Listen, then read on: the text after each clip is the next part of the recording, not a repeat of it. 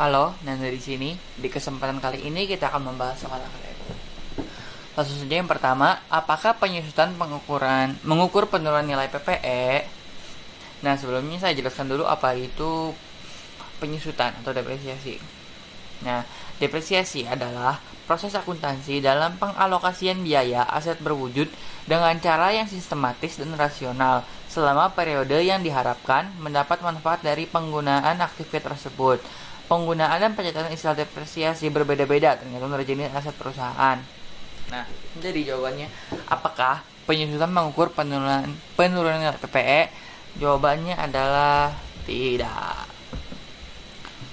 Mengapa? Nah, kita harus bisa membedakan antara measurement atau pengukuran nilai aset dengan cost allocation atau alokasi nilai perolehan. Depresiasi atau penyusutan itu ditujukan untuk yang alokasi nilai perolehan atau cost allocation. Nah, jadi kalau ada soal yang menanyakan masalah seperti ini, nah kita harus sepakat tidak, karena tidak rasional mendasarkan nilai aset kepada depresiasi yang metodenya bisa bermacam-macam dan angkanya cenderung tidak menggambarkan nilai aset secara realistis. Ingat bahwa salah satu kelemahan laporan posisi keuangan adalah adanya penyusutan ini, sehingga nilai buku aset seringkali berbeda dengan nilai wajarnya pada saat pelaporan keuangan. Nah, jadi kita ya. Nomor 2. Mungkinkah estimasi umur ekonomis yang tidak rasional dapat menghasilkan angka PPE yang tidak realistis? Berikan contohnya. Nah, jawabannya adalah mungkin. Karena dengan estimasi umur yang tidak realistis akan mengakibatkan PPE didepresiasi dengan tidak wajar. Oleh karena itu, nilai PPE bisa saja tidak realistis dengan kondisi fisiknya. Contohnya, mesin dengan harga perolehan 100.000, estimasi masa manfaat andal 10 tahun, namun perusahaan mengestimasi dengan tidak andal, yaitu 5 tahun, tanpa residual value. Dengan demikian, pada tahun kelima, nilai dari mesin akan 0. Tetapi, bila dilihat secara fisik, mesin tersebut masih layak digunakan. Jadi, jawabannya adalah mungkin.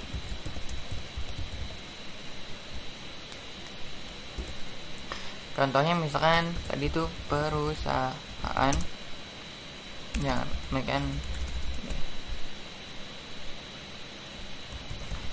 mesin harga $100.000, estimasi aslinya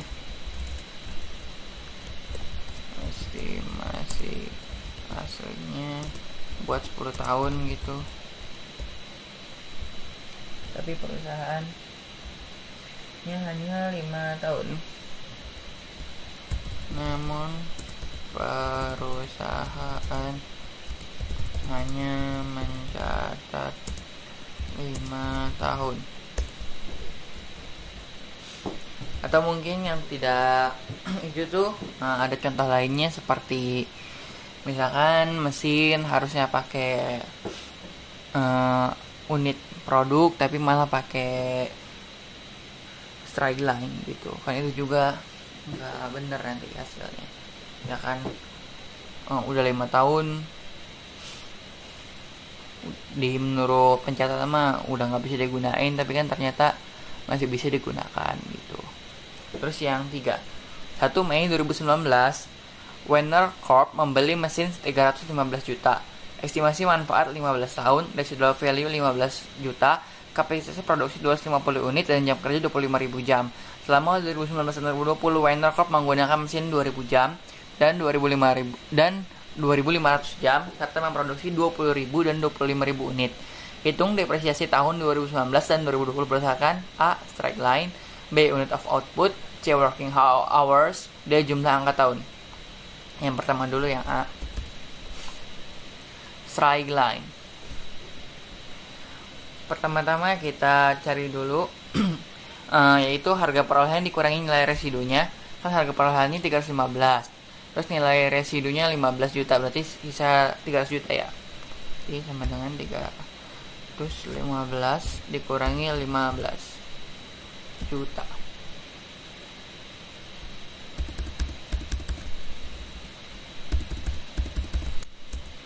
Nah, Yang ini dibagi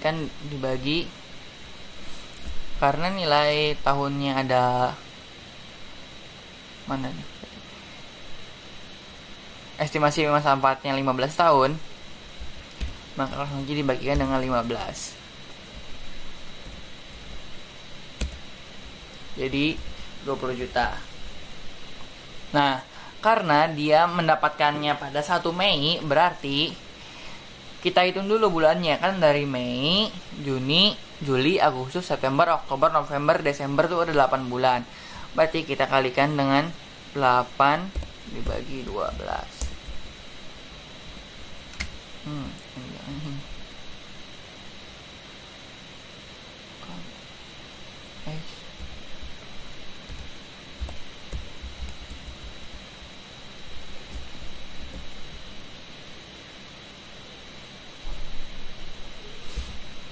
Tinggal ini dikalikan dengan yang ini deh, temu, berarti 13 juta. Ini yang untuk tahun 2019 nya ya.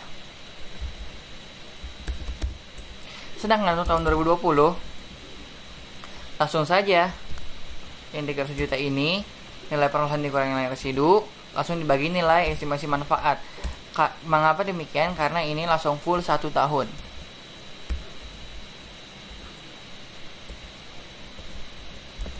Nah, 20 juta. Sekarang kita ke yang B. Unit out of put. Nah, kita cari dulu ininya. Kan bisa produksi 250.000 unit. Kan? Dan 2019 dia menggunakan 20.000 dan 2020 dia memproduksi 25.000 unit. Oke, pertama yang 2019 dulu.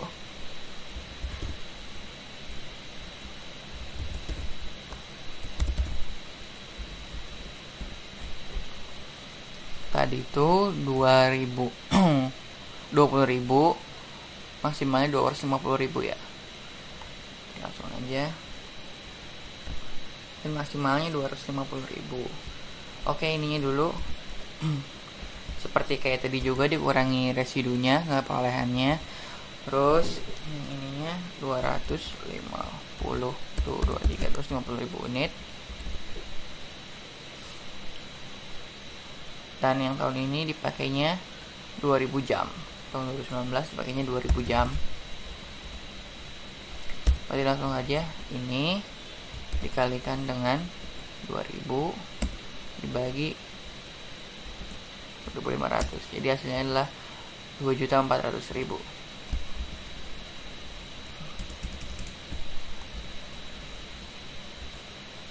Terusnya yang ini, yang 2020-nya kita ini sama aja.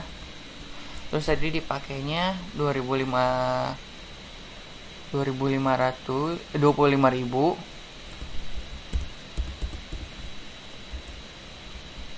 Maaf ya, ini harusnya 20.000.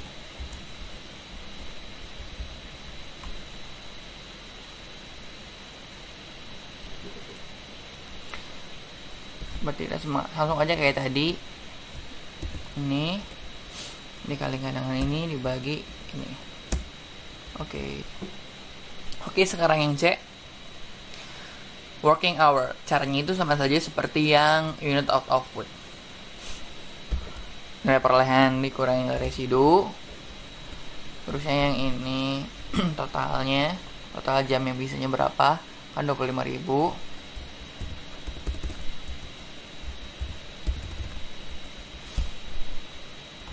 Terus tahun 2019 dipakainya 2000 jam dan 2020 dipakainya 2.500 jam.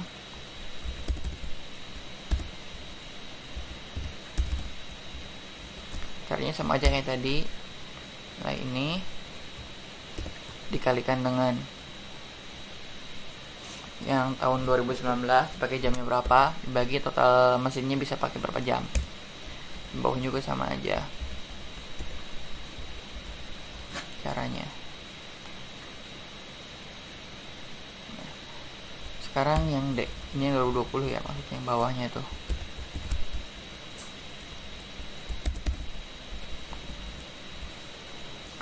jumlah angka tahun.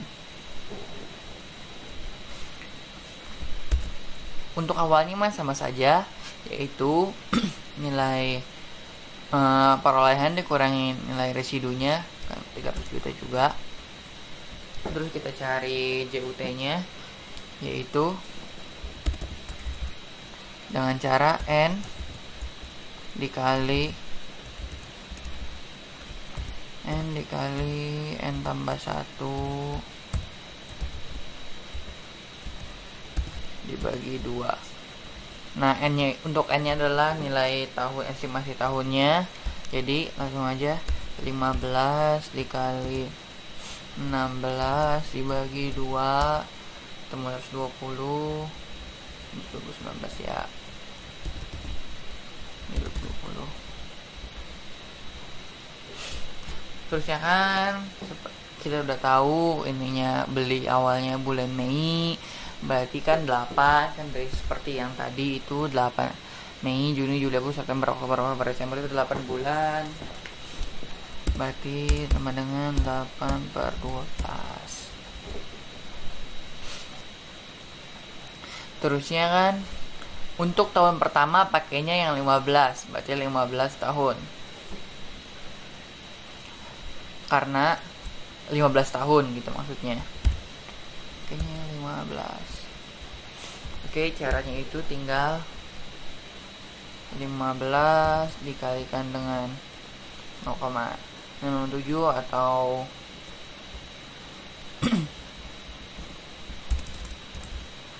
caranya itu tinggal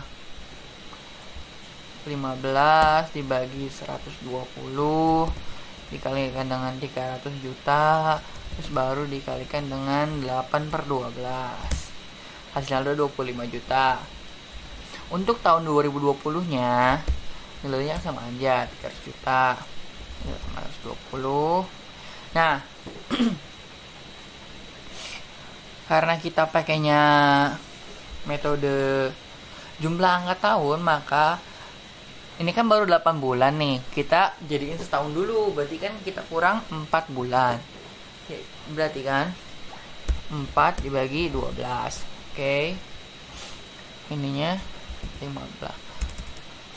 Ini masih 15 karena masih dihitungnya sama tahun yang sebelumnya gitu. Caranya sama seperti yang ini, dapat segini. Nah, jadi di tahun 2020 itu ada 2 biji. Cara ngitungnya cuma nanti di total aja ya. Sama aja ininya mah 300 juta. Ini juga sama 120. Nah, yang ininya pakainya yang 8/12 karena tadi sudah diambil 4 bulan. Jadi setahunnya kan bisa 8 bulan tuh. Nah, pakainya yang sekarang udah 14 karena udah beda gitu, udah beda tahun. Makanya pakainya yang 14. Untuk caranya mah sama saja seperti yang sebelumnya. Sip. Sekarang kita yang nomor 4. Pada akhir tahun 1992, PT Surya menyelesaikan konstruksi gedung dengan kos 20 miliar dan mulai digunakan Januari 1993. Diestimasikan umur ekonomis 20 tahun dengan residual value 5 miliar. Awal 2003 telah dilakukan penambahan, ini penambahan ya maksudnya, bangunan yang dikonstruksi dengan kos 2,5 miliar. Umur ekonomis gedung awal direvisi bertambah 10 tahun. Sedangkan Edition diestimasikan punya masa manfaat 10 tahun dengan residual value 500 juta. Yang pertama, buatlah jurnal DPC 93 sampai 2002. Dan buatlah jurnal pada tahun 2003. Kita yang pertama dulu 93 sampai 2002, 1993 sampai 2002. 1993 sampai 2002. Oke, yang pertama masih simpel kan, 20M tinggal dikurangi residunya 5M, berarti kan tinggal 15 miliar dibagi dengan 20 tahun. Dengan 20 miliar dikurangi dengan 5 miliar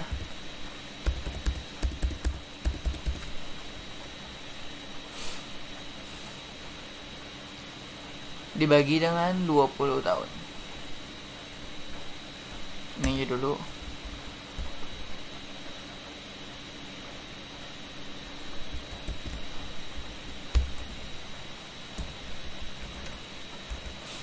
Jadi pada tahun 93 segini, dan karena sama aja oh iya, tadi sebelum saya jelaskan, ini menggunakan strike line atau metode garis lurus. Nah, jadi kan sama aja ini selama 93 sampai 2002. Nah, 93 sampai 2002 itu kan ada 10 tahun ya, 93, 94, 95, 96, 97, 98, 99, 2000, 2001, 2022. Ada 10 tahun, berarti total accumulated depreciation-nya dari 93 sampai 2002 adalah ini dikali 10.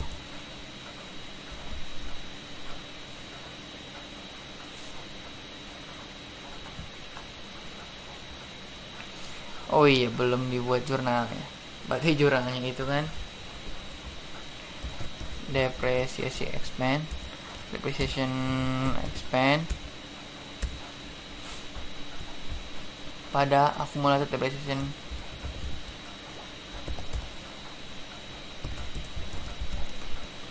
nilainya adalah 750 juta. Ini buat tahun 2093 maksudnya. Ini langsung aja ya ceritanya, 93 sampai 2002 sama aja, jadi kan sama-sama kayak gini gitu. Jadi kan kalau ditotalin accumulated depreciation-nya ada 7,5 M. Sekarang yang tahun 2003 03 aja deh.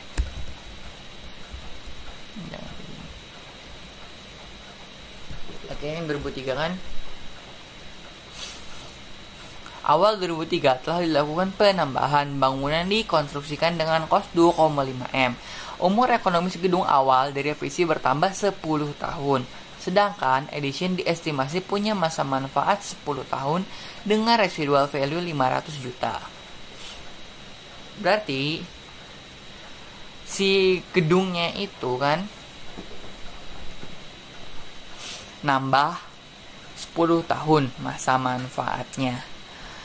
Kan kita ini udah keambil 10 tahun nih, 93 sampai 2002, berarti emang sisa 10 tahun. Terus ditambah lagi 10 tahun, jadinya adalah jadi 20 tahun lagi. Tetapi setelah direvisi itu kita menggunakannya book value-nya, dimana book value-nya adalah berarti 15M dikurangi 7,5M accumulated depreciation-nya. Berarti dengan ini dikurangi dengan 7,5M. Nah, angkatnya 20 tahun. Yang 23 itu gedungnya itu ini. Oh iya, yang ini juga belum selesai karena yang ini belum dikurangi masa manfaatnya. Maksud saya dikurangi residunya. Residunya itu kan 5M, berarti ini dikurangi 5M lagi. Tuh 23. Tuh 23. Tuh 23. Nah, jadi tinggal 2,5M dibagi 20. Jadi pada tahun 2003 depresiasinya 125 juta. Nah, kan ada editionnya. Nah, ini tuh dipisahkan ya, depresiasi edition sama depresiasi bangunannya gitu. Kan 2,5M. Sedangkan edition 10 tahun berarti 2,5M. Entah kenapa kok jadi sama ini 2,5M ya. Ini mah 10. Berarti 250 juta. Jurnalnya itu berarti depreciation expense pada accumulated depreciation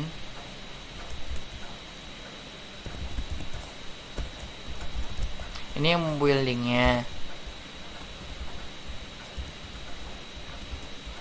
Terus ini juga sama aja sih.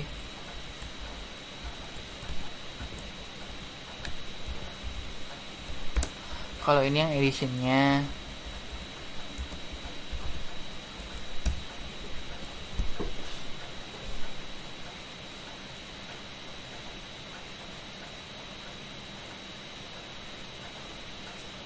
Oh iya maaf, yang ini belum dikurangi residunya, berarti dikurangi 500 juta.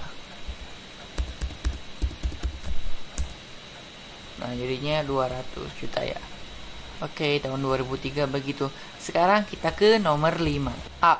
Peralatan dengan kos 500 juta dan akumulasi depresiasi 300 juta. Fair value less cost to sell-nya 180 juta dan value in use-nya 210 juta. Terus yang B-nya peralatan dengan kos 500 juta dan akumulasi depresiasi 300 juta.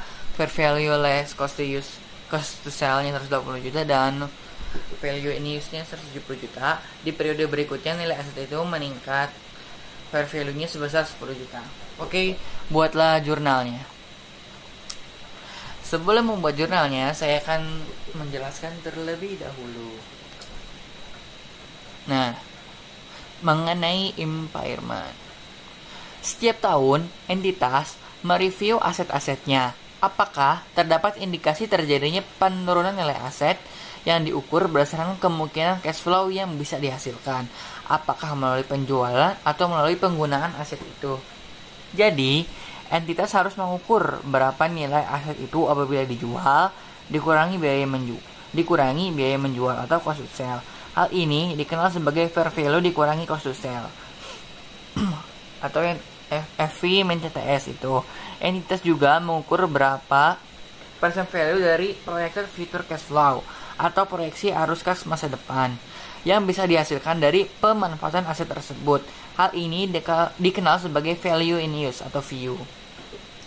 Kedua nilai ini yaitu fair value less cost to sell dan VU dibandingkan. Manapun nilai yang tertinggi, maka itu menjadi dasar untuk menentukan nilai minimum dari jumlah yang bisa diperoleh oleh entitas. Maksudnya, apabila fair value cost to sell lebih besar dari VU, artinya jumlah fair value less cost to sell itu bisa dicapai oleh entitas. Sebaliknya, apabila VU yang lebih besar dari fair value less cost to sell, artinya jumlah VU itu bisa dicapai oleh entitas. Nah, jadi ini pertamanya itu kan ngebandingin dulu fair value less cost to sell dengan VU-nya. Manakah yang lebih besar? Nah, manapun yang lebih besar yang bisa dicapai itu disebut sebagai recoverable amount, jumlah yang bisa dicapai. Jadi ingat ya, yang diambil adalah the higher amount, nilai yang lebih tinggi, bukan the lower. Nah, RA atau recoverable ini dibandingkan dengan carrying amount, yaitu nilai tercatat atau book value. Apabila RA lebih tinggi daripada book value atau carrying amount, maka tidak ada impairment karena memang nilai aset tidak turun. Apabila RA lebih kecil dari carrying amount, artinya aset itu tidak sanggup mencapai nilai buku sehingga harus diturunkan nilainya ke RA. Nah, langsung saja kita jawab ya. Kan ini peralatan dengan kos 500 juta dan akumulasi depresiasi 300 juta, fair value less cost to sell-nya 120 juta dan value in use-nya 210 juta. Kita lihat dulu, ini carrying amount-nya berapa? Oh yang ya, lupa. Carrying amount-nya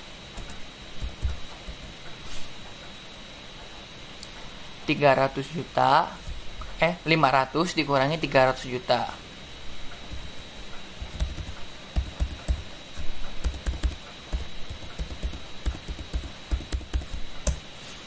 Oke.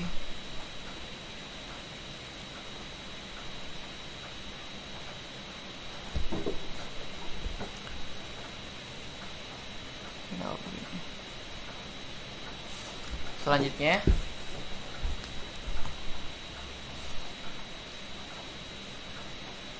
mana nih tadi? Oh ini. Fair value cost to sell 80 juta dan VU-nya 210. Fair value less cost to sell-nya jadi berapa? 180 ya.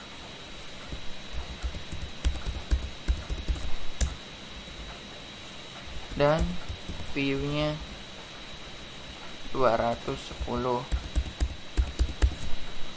Seperti yang saya katakan tadi, kita bandingkan dulu fair value less cost to sell-nya dengan view-nya, value in use-nya.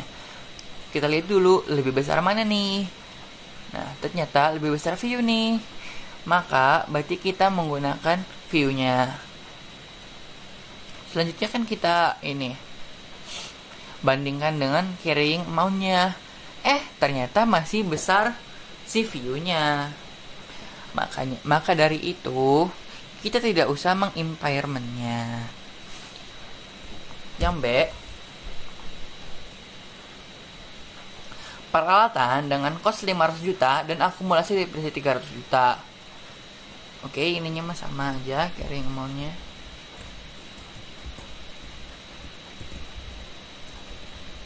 Juta berarti kan sama-sama 500 dikurangi 300. Fair value cash to sell-nya 180 juta.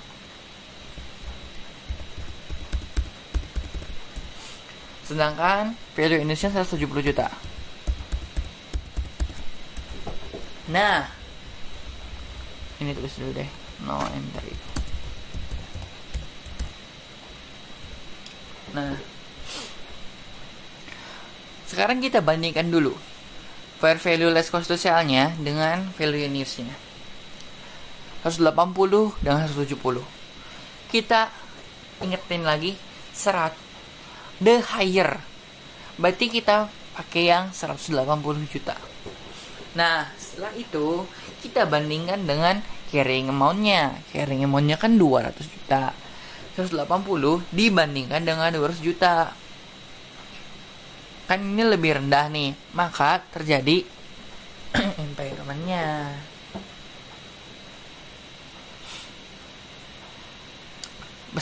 Besarnya berapa? Besarnya 20 juta.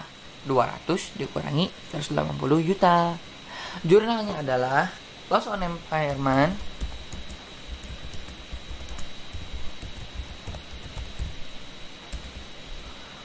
pada accumulated depreciation equipment.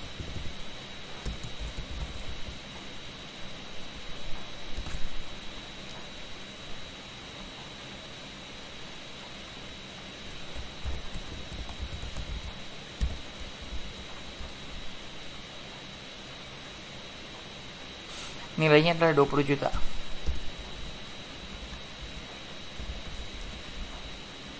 Maaf.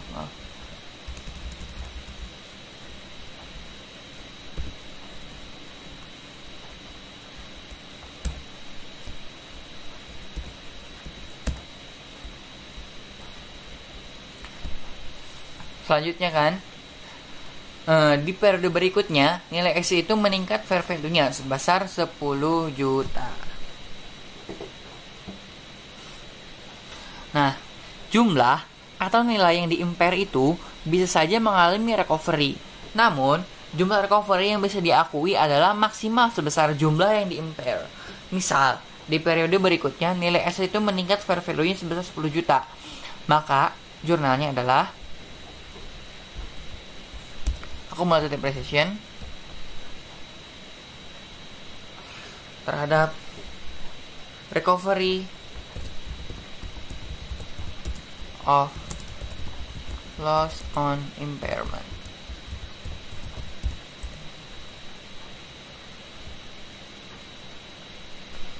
$10 juta.